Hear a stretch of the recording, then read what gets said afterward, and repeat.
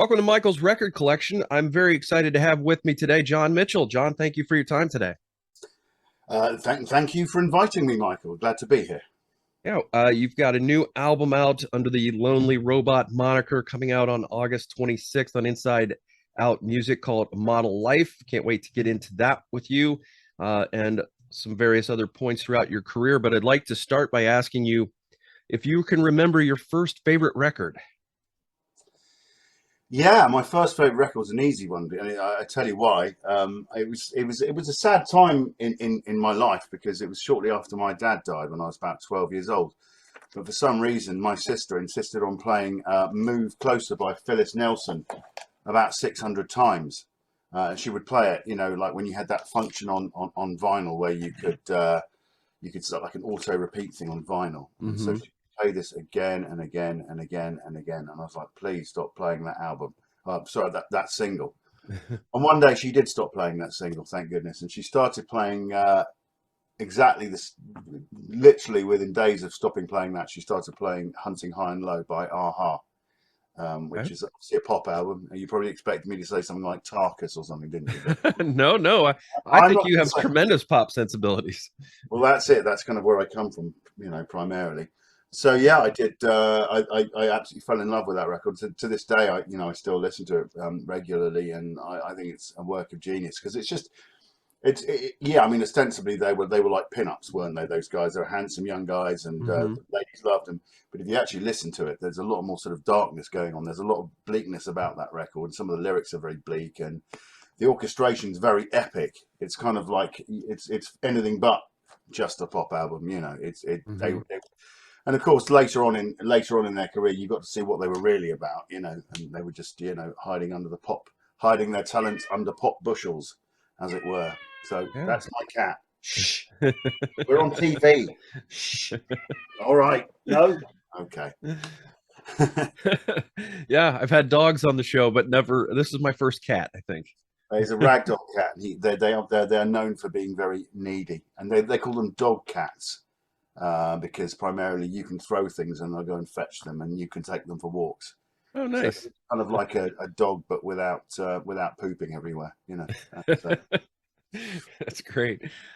You have done a lot of stuff throughout your career, and I mean, basically, right from the beginning, you have done a lot of projects. You've been in a lot of bands, and I just wondered, are you one of those people who just can't sit still? You're always creating, you're always working.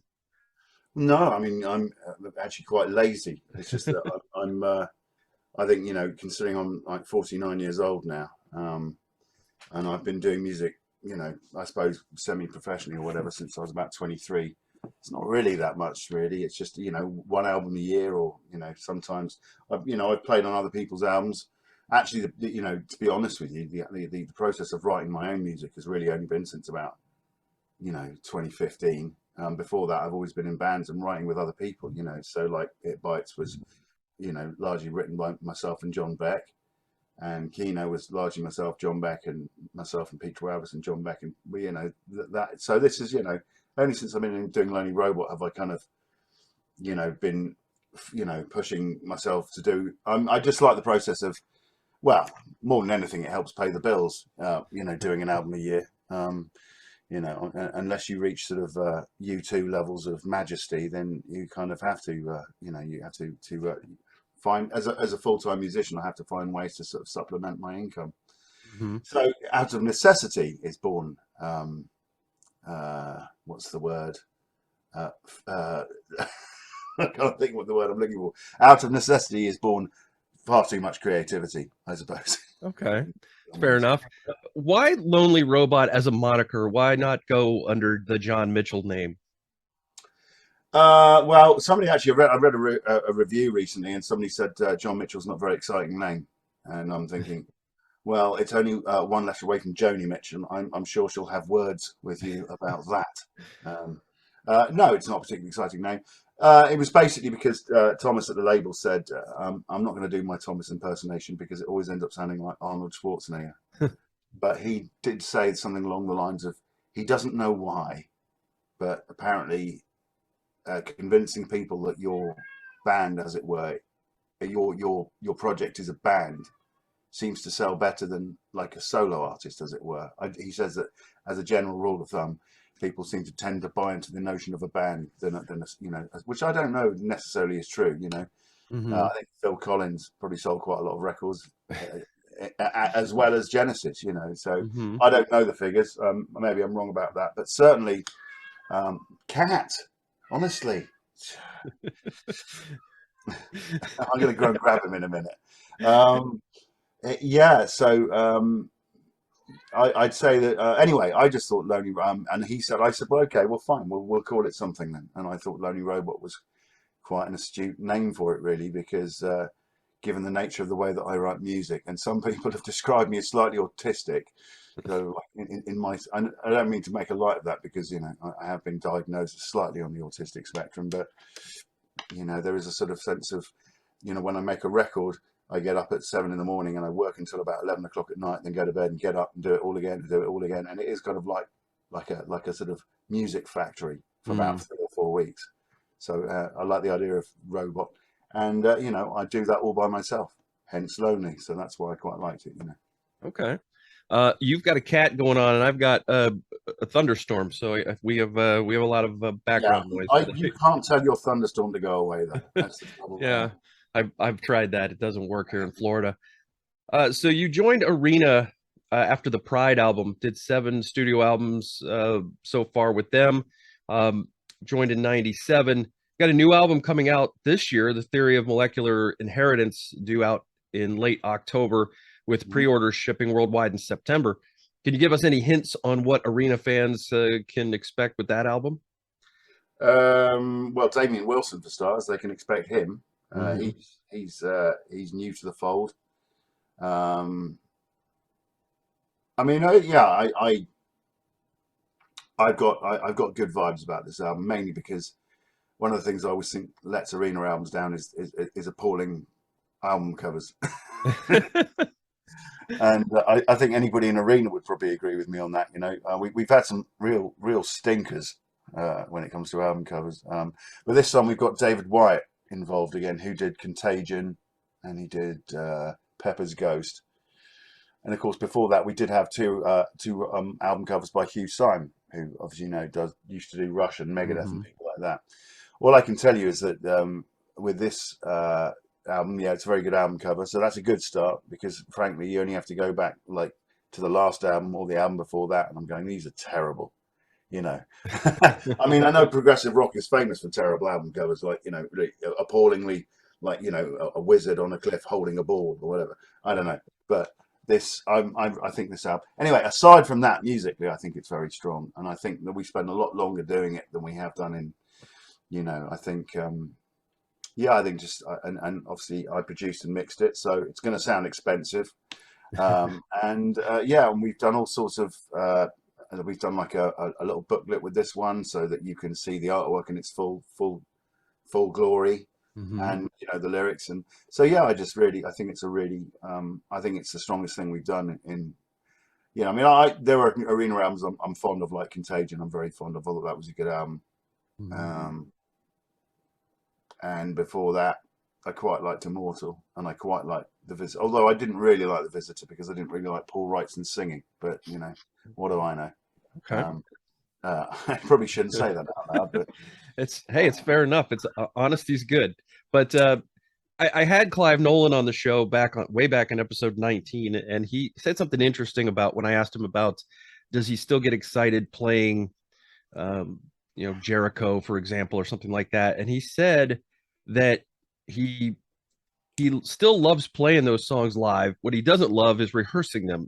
And I wondered how you felt about playing songs like A Crack in the Ice or The Hanging Tree all these years later. I like, I mean, there's some songs I really don't enjoy playing live. I really don't enjoy playing The Butterfly Man because it's so slow and dreary, and for some reason people like that song, and I don't like that song.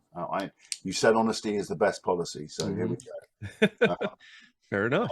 But you know, I don't like. I always I really liked Jericho. I thought it was, you know, I mean, I like the first half of it, um, and yeah, um, yeah, Hanging Tree.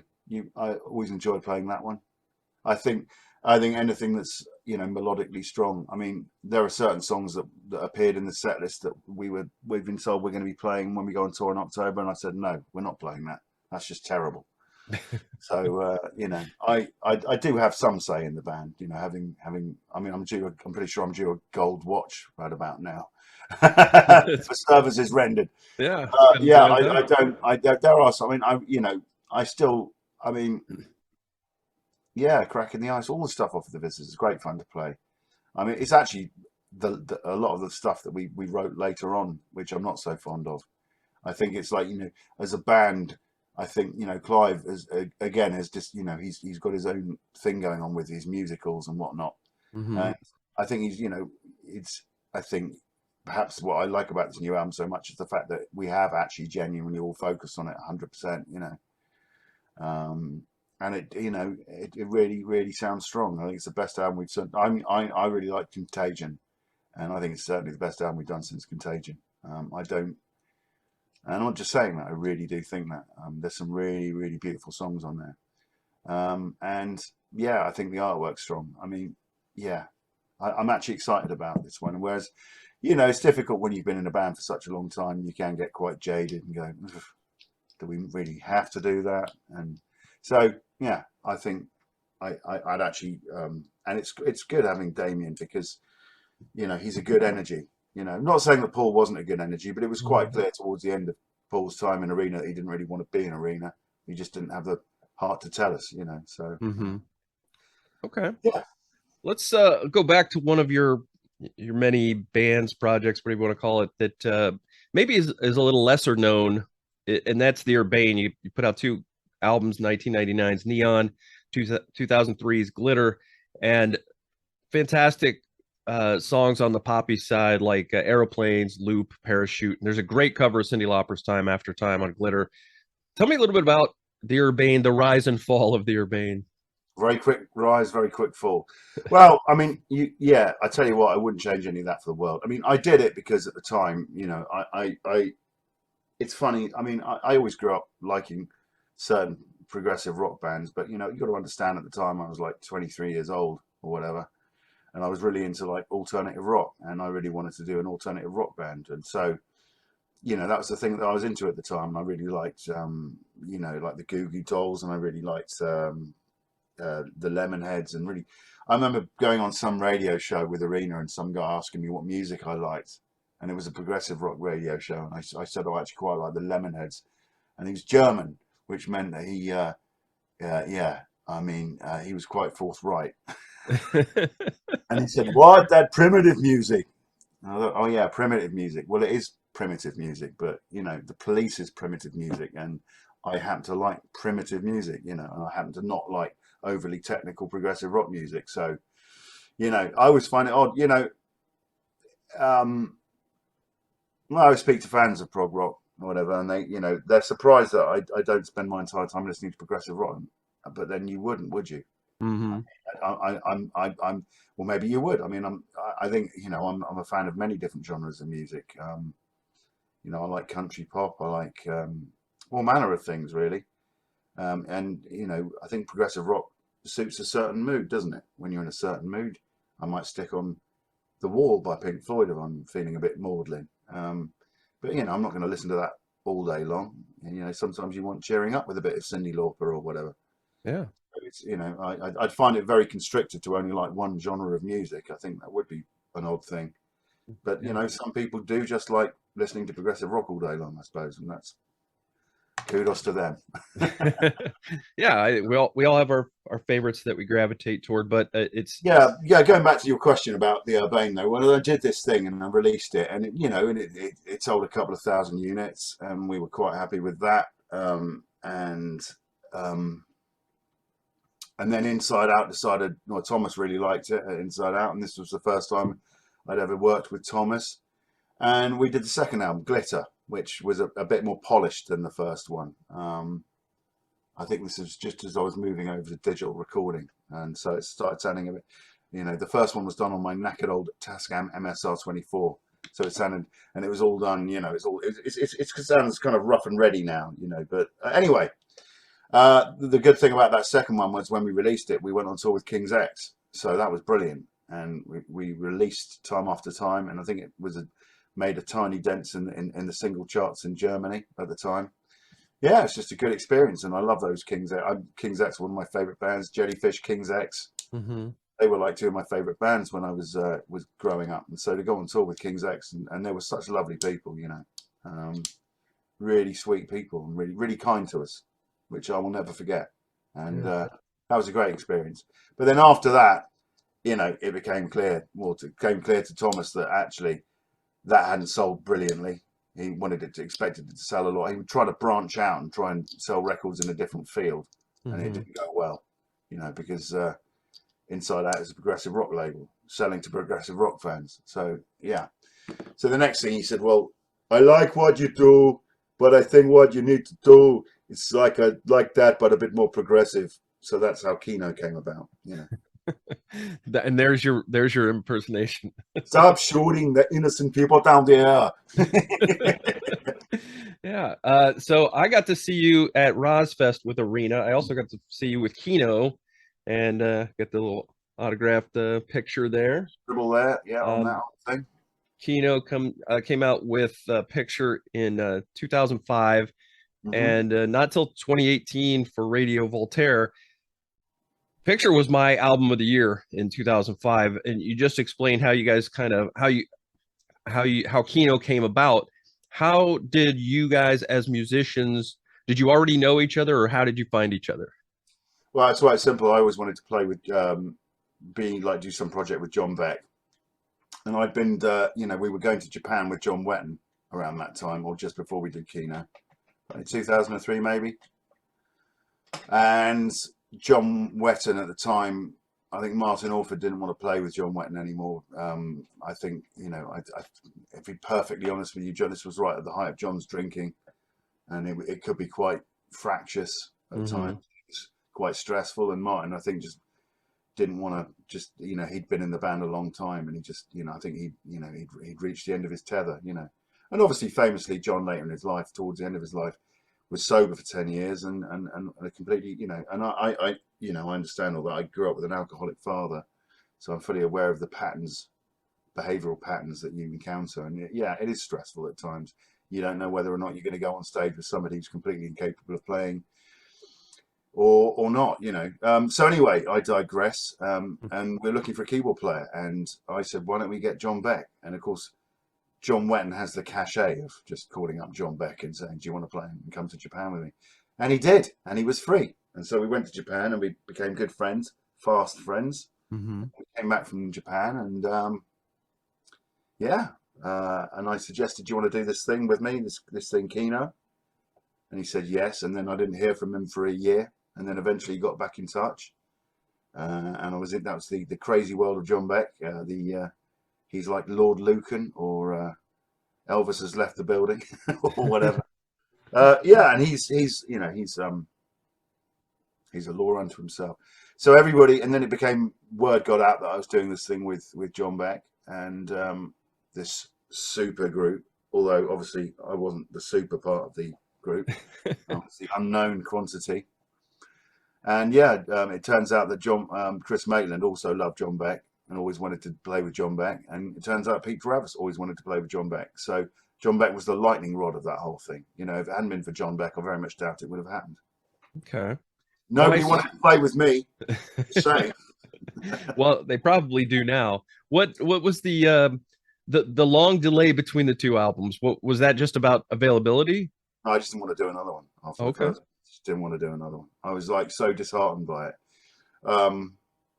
You know, we did it, and of course I didn't realize that I was very naive about lots of things, and you know, I wanted it to be like a proper band. But before we even finished the album, Chris Maitland announced that he wouldn't be able to commit to it after all, because he was going to go off on tour with, was it either Rock of Ages or We Will Rock You or Mamma Mia? I can't remember which one. It's one of those three things. He wanted to, you know, because he'd been in Porcupine Tree all that time, and he'd really not earned very much money, and he wanted a steady income. So I understand his reasoning for wanting to go on tour with a touring, you know, a West End production. So I made, yeah, fine, totally. But already that was like, for me, my dream lineup had just evaporated, you know, like that. And then of course we got Bertie was still on TV. Shh. Hang on. All right. There he is. Oh, there you go. Say hello to everyone, Bertie. Yeah. Now you're up. Now what are you gonna do? Yeah, exactly. What are you going to do? You just got to stay here and be pampered. So yeah, and then what happened? Oh yeah, and then we got Bob Dalton in. That was John Beck's idea. We had a drummer called Steve Hughes briefly. He was in Big Big Train. I don't think John Beck particularly thought he was right for it. As you know, he was a bit. His timekeeping was a tad. Well, I think he thought it was a tad erratic. Maybe. I'm not sure. I don't want to speak ill of the guy. I really liked Steve. He's a nice guy. But I don't think, I think John wanted a lot more solid drummer, like, somebody like simplistic, like Bob Dalton. So we got Bob Dalton and we went on tour a couple of times with Bob Dalton. Yeah, and then we started having to fill out the set with additional material from the back catalogues of It Bites and Marillion, so that we had we could do an entire set. Because we only had the one album. So if you want to play for an hour and a half, you'd have to start playing Marillion songs and It Bites songs. Yeah. And obviously, we played a couple of It Bites songs, and I think a light bulb went off in Bob Dalton's head and said, "Well, this sounds like It Bites." I'm like, well, yeah, but Kino did sound a bit like It Bites, I suppose. So then, once we came off tour, we finished doing that, and the other thing was Pete was always busy with Marillion, and I was like, okay, this isn't really going to work the way I planned it. I wanted it to be a bit more. And of course, it's obvious, Pete's going to put Marillion first because that's his day job. That's his bread and butter. And of course, what was I thinking? Why would he expect it to be any different? But it was a lovely, it was a fun whilst it lasted. But when that came to an end, I was quite disheartened about it because I put so much TLC into it. Sorry, he's got a little mini dreadlock there, just grooming the cat as we go. So yeah, then we just went and did It Bites. We turned that into It Bites, and then we did 2 albums with that, and then I got disheartened with that as well. And I came to the conclusion I don't really like being in bands because you have to depend on other people, Yeah, especially when they have other responsibilities as well. Yeah, totally. And it's always the thing is with a band, and as with all the best will in the world, the band shouldn't be a democracy. The ship needs a captain, and there's always somebody making more effort than the next person. There's always an imbalance with like within Frost, it's Jem Godfrey's band. It is Jem God. Whatever he says goes because it's his band. That's not to say that I don't have some sort of creative input in the process, but ultimately the buck stops with Jem, and I'm fine with that. But in a band where I'm supposed to be the guy writing the music, and that's quite a big part of it. I kind of feel that I don't like slackers. Yeah. You talked about Frost, so why don't we talk about Frost now? You started this with this one. Oh, not that old thing. This old thing. I love this thing. I love this. I know, but that was such a long time ago. I know. So was this one now. Everyone still goes on about them. Like that's progressive rock for you. Yeah. Yeah. We'll talk about that if you want. Yeah. So how did you and Jem cross paths? He heard the Kino record. He went out. He wanted to write a progressive rock record, and he wanted to do that because he spent a lot of time writing pop music for people, in the UK. And he kind of, as a reaction to that, where it's very constrictive, he thought in his, as a hobby, he wanted to have a go at, writing a progressive rock record. So he went out and he bought 10 contemporary progressive rock records, and he said he hated all of them except one, which was the Kino one. And he got in touch with me. I think he sent me an email. He managed to track me down because it was very easy to find me at the time. It still is. And he sent me, as I say, he sent me an email saying, "Do you want to play on my album?" I thought, oh yeah, here we go. This is going to be some guy in his bedroom with an 8-track recorder or something. So, I said, yeah, well, okay, what are you going to pay me? Typical breadhead, obviously.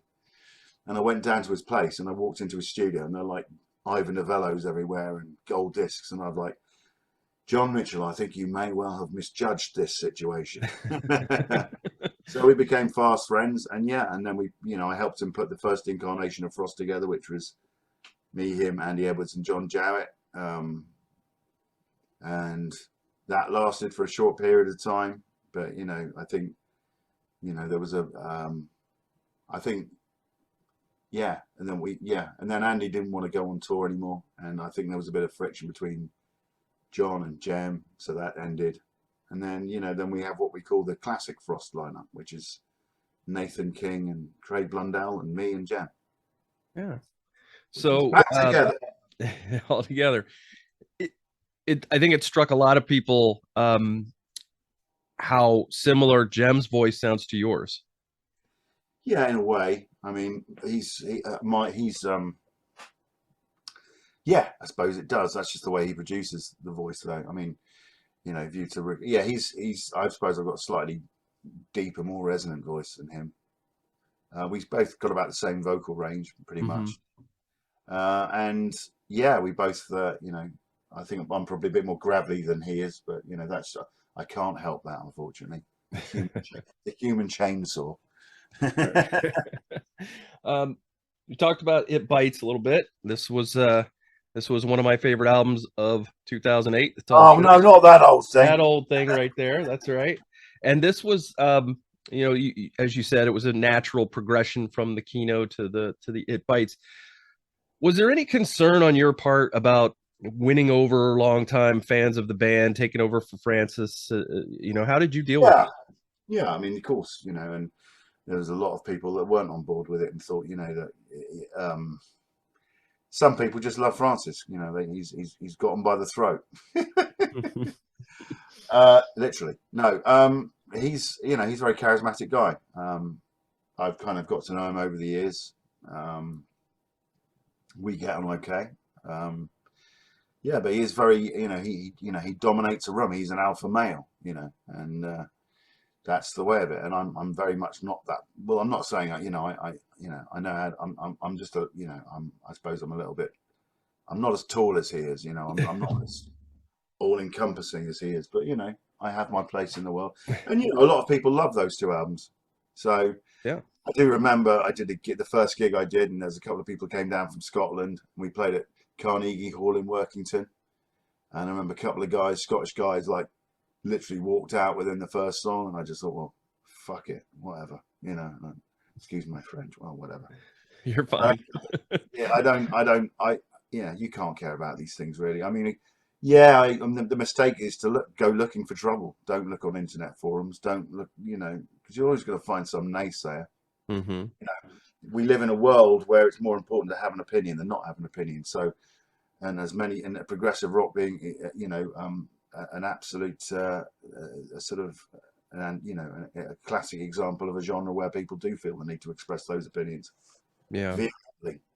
Yeah, it's important for your opinion to be correct also in this day and age. Well, I don't know. I mean, you see these people on internet forums going, you know, this such and such Rush album is absolute rubbish and whatever. And it's just like, I can't imagine having the time or the energy to go around decrying something I don't like. If I don't like it, I'm not going to let it into my life, am I? Who are these? It's just an odd phenomenon to me. Don't waste time on it. My mum said, if you haven't got anything nice to say, don't say anything. Yeah. I think that's the best advice, really. Exactly. So if you're watching this and you happen to be somebody that sits on internet forums trolling people, I'm going to get your name and address. I'm going to come around and give you a sharp smack. I've got better things to do. With regard to Kino and It Bites, are the doors closed on those completely? Will there ever be another one? I will never say never. Never say never, but with It Bites, we have to do another album because we signed a contract. Okay. With Kino. I mean, yeah, the last one, I'll be perfectly honest with you, it was very much Kino by name alone. I mean, I spent about a sum total of 9 hours working with Pete Travis on that album. He had, you know, like I say, he's a busy guy, and you know, he was off to New York to do his Edison's Children thing, so he didn't have much time that he could spend on this. Yeah, so we spent about 9 hours working on songs together, and then he disappeared. John Beck, in all honesty, played on one song.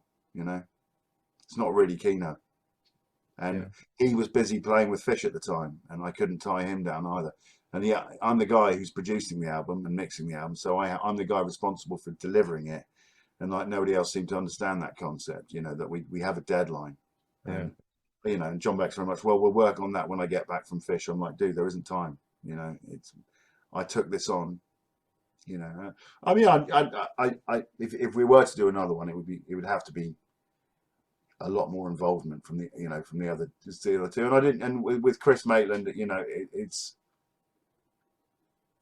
I kind of felt like, you know, after the way it went with the first album, I thought I kind of liked the idea with, you know, maybe getting Chris involved again. But then I thought, you know, so much water has passed under the bridge, and to be honest with you, you know, it's been a long time since I've seen the guy, and to be honest with you, the way I work with Craig is my favorite way to work, you know. So, and you know, I think we should, you know, it was me that put the thing together in the first place. So if anyone was up in arms about, oh, he's not involved or whatever, you know, it was my band, you know. I'm sorry if that sounds massively egotistical, but I was the guy that was asked to put it together. Yeah. No. So just being honest again. This is what we're here for. I'm gonna, before we get to the new Lonely Robot album, one more album I want to talk to you about. Actually, it's an EP, something that at the time I was doing progressive rock radio show on the internet. A lot of my fellow internet DJs, as it were talking about this EP, right? A group called Flash Range that you were involved with. Oh yeah, 2009, and it's called On the Way. It was 4 songs. What was the genesis of that? What was that? Can I just be clear about something? Right? This is I was tricked. No, Andrei Dudkin is a Russian dude, and he's a big progressive rock fan, and he's a nice guy. And he wanted to come record in my studio, so he came to record in my studio, and then he said, you know, can we get like John Jow and Andy Edwards involved? And I said, well, yeah, if you pay them, I'm sure they'll come along and as session musicians. And I said, you know, and I was happy to sing on it for him because he's a nice kid. But then he was like out there promoting it, some new prog rock supergroup. I'm like, no, wait, whoa, dude, no, hang on. No, that's not what I said. So it's like this dude, you know, it's his thing. And we just guessed it on it because he's a nice kid. I actually saw him at the beginning of this year as well. He came back to record a cover of something, you know. So I've got, but to be absolutely clear, that's Andrei's thing. You know, it ain't my thing. It's nothing. It's not a John Mitchell affiliated product. Okay. Okay. It's not canon. No, it's not canon. It's somebody else's canon. But you know, we guessed it on it, and I suppose as a curiosity, I didn't write any of the music or any of the lyrics. Somebody else's thing. I just happened to, you know, he paid me to produce it and to engineer it, and I offered to sing on it for, you know, because he wanted me to. But you know, then let there be no foul play here. It's not a me thing. I have to say, I really like the song "Far From Home" on that. I think you guys. Yeah, I thought it had quite a strong chorus, and I had a cold at the time when I sung that, and I quite like the way my voice sounded on that. No kidding. Speaking of cover songs that you just were, during the pandemic lockdown, you produced some really excellent covers. Put them out on your YouTube, most notably "Message in a Bottle" by The Police, and my favorite, the Fish song "A Gentleman's Excuse Me." Are those ever going to be released, or are those just going to in perpetuity be YouTube curiosities? Well, absolutely no point in releasing them now because everybody can hear them for nothing. So I don't see the point in doing that. You know, I did in order to launch our little label, White Star Records, I did a covers EP, but you know what? That's just a means to an end. And I said to Chris Hillman, he goes, why don't we do another one of those things? I said, well, because I'm never going to earn any money from it because they're other people's songs. Why would we do that? And I know it seems like I just talk about money, but you know, hey, I'm a working musician. This is, you know, people think, oh yeah, music's such fun. It's such a fun thing. It's like a great hobby. Yeah, it's a great hobby to some people. It's what I rely on for my income. So if something doesn't make sense to me, if it's not going to generate an income, then it's not worth doing, you know. I have to think about it in those terms. So yeah, covers. I literally did them for fun because I love those songs, you know, and there's no point trying to money. The moment you stick them on YouTube, YouTube recognizes it's not your song. And it's not monetizable. And if you did want to release on an EP, then you have to pay publishing. You have to get in touch with the public. I think when I did "Take Me Home," which is a Phil Collins song, we had to pay like Phil Collins' estate 600 quid just for the privilege of doing it. So it's like, what's that? I'm already not going to make. There's a way, you know. It's a vanity project and nothing more. You know? And that's why I did. So no, I'm not going to be releasing them anytime soon. Okay, so let's talk about Lonely Robot. Your 5 studio albums since 2015, and this new one just about to come out Model Life. The first thing that strikes me is how different the artwork is from your previous Lonely Robot albums. What was the thought behind that? Well, because it's really simple. You know, I had a long conversation with Thomas. I said, look, we've called this thing Lonely Robot because you wanted it to appear like it could potentially be construed as a band. I mean, everybody who knows me knows it's not a band. It's just me Hmm. going under a moniker, like, you know, Fat Boy Slim or something. um, so yeah, but you know, a lot of people, the first three albums are a trilogy, obviously being three albums. And a lot of people associate the imagery of the astronaut, you know, the spacesuit and the robot, and they associated it with those three albums. And I said to Thomas, do you not think moving forward I should maybe go under, like you say, make music under my own name or something, because I don't want to be, you know, I know progressive rock is famous for you know, a lot of people, you know, recreating the past, and like, you know, certain bands in the field of progressive rock keep making the same album again and again and again and again. I think they do. I like the idea of, you know, trying to do something a bit different. You know, like even like with Frost, the second album's different to the first album, and Sure.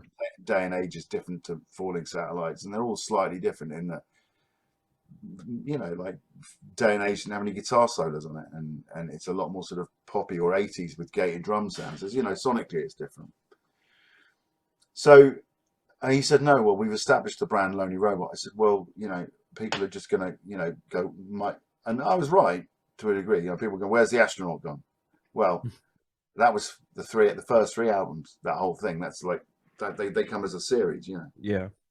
So I wanted to make it absolutely clear there is no astronaut. So it's just me making music under the name of Lonely Robot. So that's why the artwork is, and I just think it's really simplistic artwork. I really like it.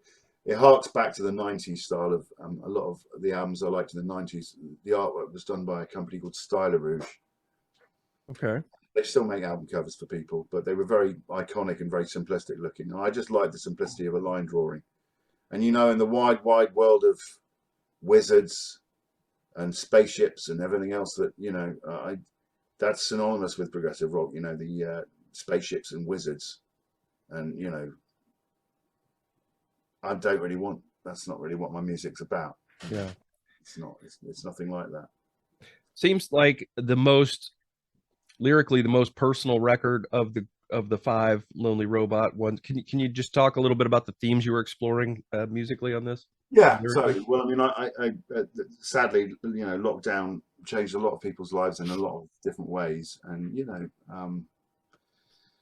uh, it was a horrible time, really. I mean, I'm not used to spending, I've been in a relationship, you know, which wasn't a perfect relationship for me by any stretch of the imagination, but, you know, you've known somebody for 20 years and you've gone out with them for 16 years, you know, they are part of your life, you know, and that came to an end for one reason or another. And, you know, I accept my part of the blame for that. And yeah, it's just very difficult to, you know, overcome something like that. Oh, someone's at the door. Hold on. Okay. Yeah, and that was very sad. And yeah, so, you know, some of the songs are about that, Hmm. coming to terms with that, like recalibrating. And there's some other things that, you know, in recent times, the whole process of splitting up with somebody after such a length of time, and you think, well, you know, if you can overcome that level of change, maybe other elements of change need to be addressed as well.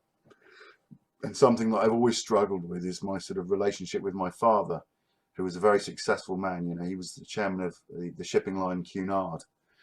And as being an adopted kid as I am, anybody's, well, not anybody, certain adopted kids are completely well adjusted and balanced. But I always very much feel like I have imposter syndrome, you know, acutely, where I don't belong in any social situation or circumstance. I also kind of feel like, you know, there's a heavy expectation to, you know, to live up to my dad's, you know, expectations as to what I should be in life. And he died when I was 12. And so that's fixed in my mind. You know, there's somebody, and I didn't really know him that well, really, because he was never around. And as I say, you know, he had his own difficulties with alcohol, but again, he was a very successful guy. And when I, you know, and there's certain heirlooms lying around now, like a picture of my dad launching the Cunard Princess, with Rick Armstrong's mum. And actually, this is when I first met Rick Armstrong. You know, well, certainly that's when I was aware of him. You know, and then we've become good friends in the last few years. And you know, I've come to the conclusion actually in recent times that I'm doing myself a massive disservice trying to. You know, I'm a musician. I was never going to be an academic, and which is, I imagine, what my father would have expected. But then I'm an adopted kid, so I don't have his skill set. My brain's not wired the same way as his was. But then again, you know, there is a certain amount of nature and nurture. You know, like there's that brilliant documentary on Netflix called The Stranger Next Door, which is about 3 triplets who were adopted off to different families and experienced, and who had very different upbringings, and how that affected them. And it turns out the whole thing was just a big social experiment conducted by an ex-Nazi. So it's a very, very strange documentary. It's well worth a watch, even if you're not adopted. But it resonated with me. But, you know, and my relationship with my mum was brilliant. You know, she was very encouraging. She was an artist. She taught art and English in West Africa, which is where she met my dad. He was out there as a civil engineer at the time, helping design hydroelectric dams and railroads. So they had an idyllic start to their relationship. And then, you know, I think later on in life, when he got too successful and he had too much pressure on him, that's when the cracks started to appear. Yeah. But I've come to realize in recent times, you know, that's not my baggage, and it's not my expectation to fulfill. You know, I'm a musician. I think I'm a decent musician. You know, I might not be the proggiest to the prog musicians. I don't play 6 million miles an hour. That's not what I'm about. You know, my thing is writing songs with it that people can find an emotional connection with, which I think is a far more important endeavor. You know. Yeah. Well, you may be a musician, but I would not necessarily say you're not an academic. There are very few people that have used the word oubliette in a song before. That's true. Well, you know, I do love. Obviously, that's a French word, which is funny enough. And this is about as geeky as it's going to get. You remember the computer game Quake? Yes. Well, there was one of the levels in Quake was called the Dismal Oubliette, and an oubliette was a little small room in the castle where they would lock you up and forget about you. Which oubliette means. Well, oublier is French for to forget. And so it means forgotten, you know. And Dismal Oubliette was a level in Quake. So that's where I nicked the title from, not from being a well-read. Although I do, you know, I'm very much a fan of reading, as you can probably tell. Yep. You'll see the books behind you. Yeah, I probably wasted a lot of time at school, so I make up for it in later life. As you mentioned recalibrating, the first single from the album, and the second was the other digital single that's already been released is Island of Misfit Toys. How much say, if any, do you have in what songs get released ahead of the album? Well, I have total say, although it's suggested, and normally actually it's quite obvious which ones are going to be released. As I say, you know, I'd like to use the word singles, but they're not really singles, are they? They're pre-release tracks. Mm-hmm. And Freddie at the label, he said, "Well," I said, "which ones do you want to do as singles?" And he said, "Well, this one, and this one." I'm like, "Well, that's exactly the ones I would choose as well." So, yeah, we're on the same page, which kind of means that I think I've more or less done my job in if I've chosen the songs that I think would people, you know, some people. I mean, we made a silly video for Island of Misfit Toys, which is it's just like pretending to be a kids' TV show presenter, which is absolutely nonsense. But I had a whale of a time making it, you know. You talked about your long days when you work on an album. How long did it take you to put this album together, start to finish? 4 weeks. Really? That's everything from not having a note of music to handing it over. What was the first bit that came to you from this album? First bit was the song Model Life. The first thing I recorded was the verse guitar part, which was on a Telecaster with the cap at fret 5. Okay. Do you typically write on a guitar or a piano, or is it both? Only ever write on this thing here, my trusty. This used to belong to Jem Godfrey. Okay. He brought it along to a photo shoot once. He thought it'd be hilarious to destroy it with an axe. Of course, this thing is made of the thickest plastic you can imagine, and an axe would do absolutely nothing to it. And I said, "Why are you doing that?" That's a daft idea. I said, I need a full-length keyboard, MIDI controller. Give it to me." And he said, "All right then." And he gave it to me, and it's been on my side ever since. And I play pretty much everything on that thing, you know. Great. So I don't write on guitar normally. I write on piano because it's. I've played guitar for such a long time that you'll find with muscle memory, you go back to, and your hands fall in the same positions. You find yourself playing the same chords a lot of the time. So I find that playing piano, although it's my first instrument, it's, you know, I find it forces you know, into different areas, and you know, you can play a lot more interesting chords on a piano. It's a lot easier to play more interesting chords on a piano than it is on a guitar. So I find it a lot more fluid a writing tool, as it were. Yeah. Did you play everything on this Lonely Robot album? I didn't play the drums. I should be clear about this. Craig Blundell has been on tour with Steve Hackett for about 6 million years now. So he wasn't available, and I had to make a judgment call. Do I get somebody else in? And I don't really want to get somebody else in. So what I did was I kind of recycled Craig. I kind of went through all the MIDI on all the Lonely Robot albums. I thought, that section there, that section there, if I flip that around, if I move the kick drum there, and stuck it all together, as I made a composite of Craig's MIDI DNA. Okay. So a combination of sampling your own drummer. Yeah. Yeah. Yeah. I'm not going to do that again though, because I love the process with Craig, and you know, he does suggest things that I wouldn't always think of. I mean, I don't know what he would have played on this album had he been in the front room, been in my front room with his TD50 or whatever it is that he uses, T70 now. I don't know what he would have played, and it's a shame. But as I say, Steve Hackett doesn't seem to ever stop touring. So, Steve Hackett, if you're watching this, go on holiday. I was going to say, I've been waiting to interview some folks in Steve's band, and including Steve, and he's never coming off the road. No, and why should he? You know, he's you know, he's I guess he's making a lot of money and having. Yeah, I mean, I suppose you technically going on tour and you get to travel the world and see all these different cool places. You might as well. It's just the same as going on holiday, but an annoying gig gets in the way of it, you know. Yeah, exactly. I mean, I look forward to the day. Should there come a day, Steve Hackett plays Invisible Touch. It's unlikely, but it is unlikely. It is unlikely.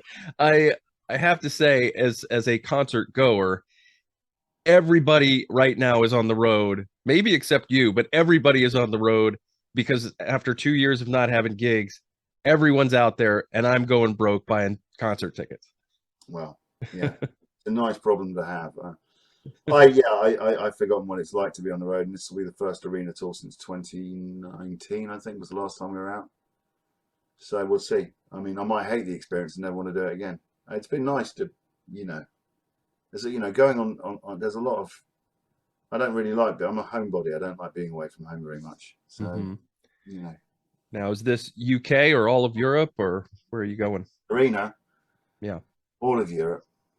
And we're doing some UK dates. I don't know why we keep doing UK dates. No one in the UK likes Arena, so we should stop doing it. But for some reason we keep doing it. It's like, you know, you play these terrible little places. I think we're doing some hotel in Scotland that holds about 150 people. It's like, ugh.